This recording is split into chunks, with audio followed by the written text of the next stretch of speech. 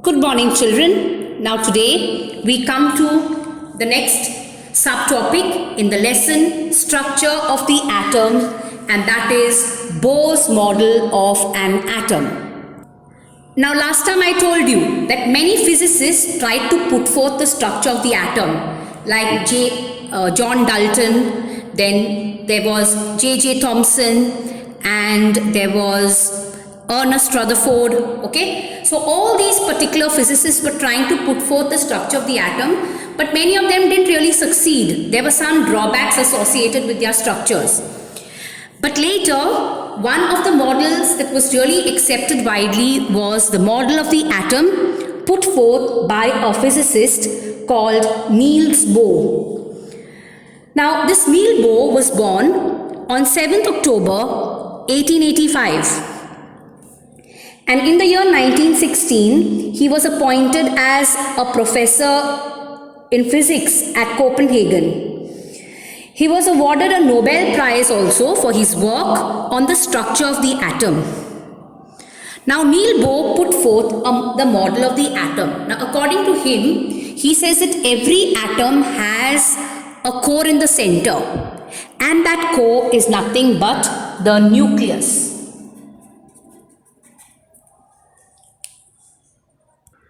So if we consider this whole thing as the atom in the center has this core, and this core in the center is called the nucleus.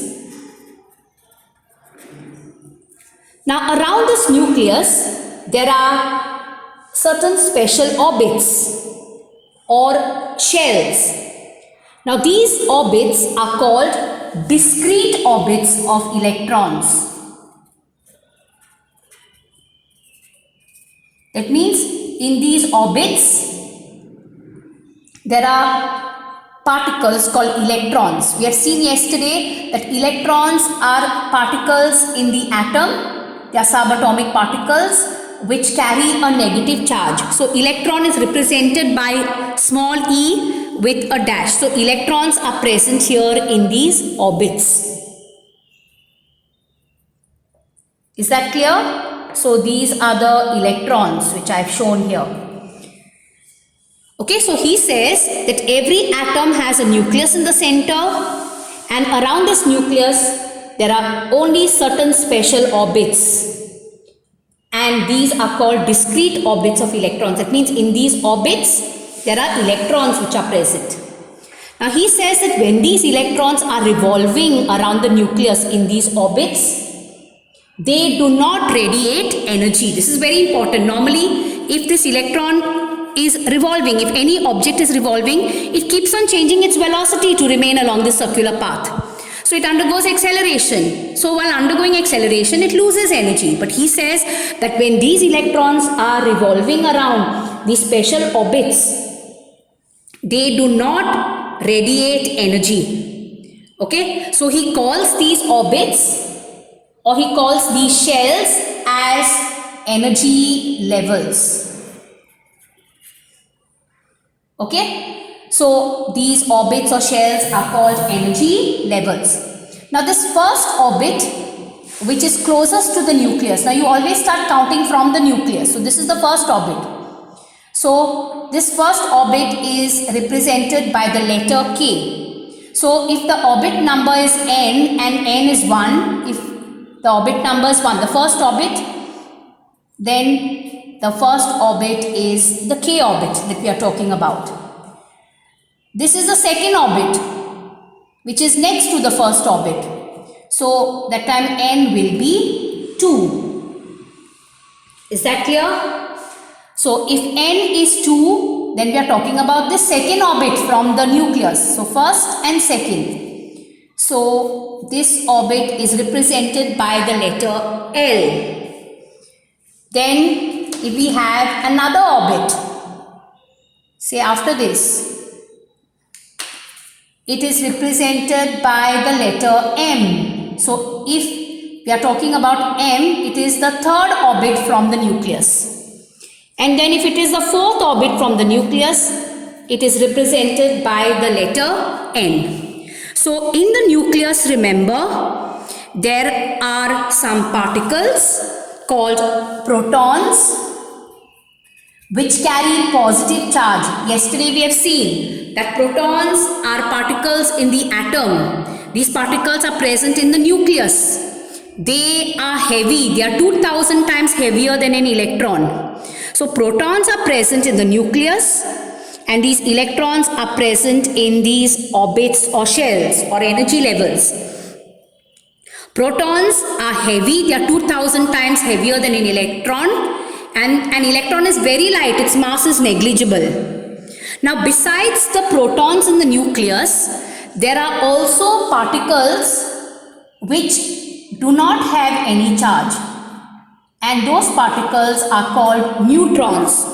Neutrons. Now in the year 1932, James Chadwick, a physicist, discovered these neutrons. And neutrons have no charge. Protons have positive charge, electrons have negative charge, neutrons do not have any charge. They are neutral. They are neither positive nor negative. And the mass of a neutron is very similar to the mass of a proton. So protons and neutrons are heavy. They are present in the nucleus of the atom. And electrons are very light, they are negligible, the mass is negligible. So if an atom is heavy, it means that it is heavy because of the nucleus. So the whole mass of the atom is concentrated in the nucleus. So the mass of the atom is nothing but the mass of the protons plus the mass of the neutrons. So protons are represented by small p with a positive sign because they are positively charged. Electrons are represented by small e with a negative charge and neutrons are represented by small m and they have no charge, they are neutral. Electrons have negligible mass. Protons are 2000 times heavier than an electron and the mass of neutron is very similar, nearly equal to the mass of a proton. Okay? Protons and neutrons are present in the nucleus of the atom and that's why the atom is heavy, while electrons which are have negligible mass are present in these orbits or shells. So an atom is heavy only because, remember, of the nucleus. And what is there in the nucleus? Protons and neutrons.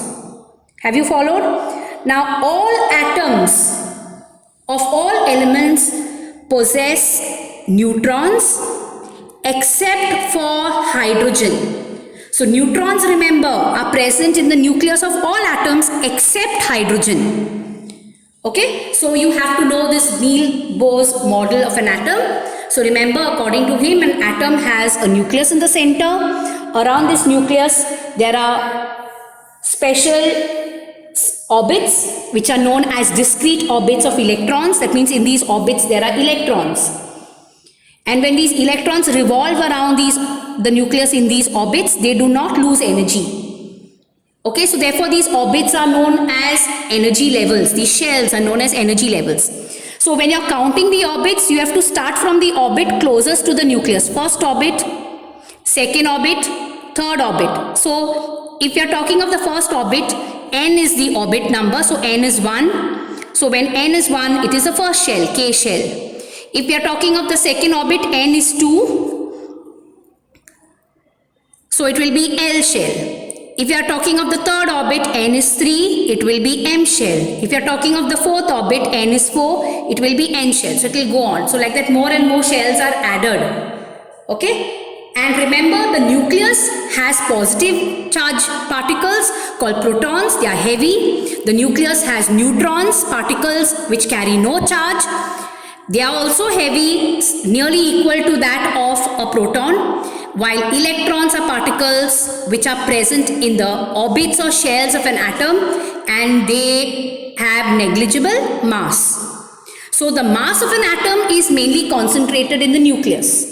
So the mass of the protons plus the mass of the neutrons is nothing but the mass of the atom.